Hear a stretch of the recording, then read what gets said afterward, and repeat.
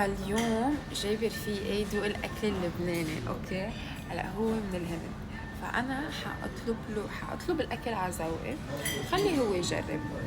say hi.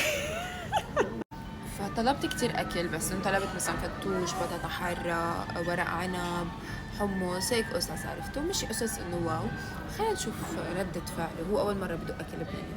جايز اجى الاكل، تحمس هو. اوكي from 10 من 10 how many how much 8.5 فتوش. اوكي ساعات الفتوش 8 ونص.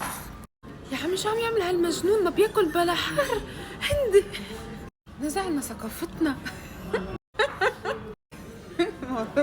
أكاش تشيز رولز والحمص 1 of 10. 7.5 شو حمص or تشيز رولز؟ يا الله منا حرة. أنت حمص؟ حمص ايه بده كل شي حار. يا الله شو هيدا منيح. تحمض. الأكل كتير حامض. الورق عنب what do you think about it؟ شو رأيك؟ 1 to 10 5 it's tangy. and this one potatoes 10. أنا عارفة لأنه حارة عجبته، ما عم يعجبه الأكل الحامض.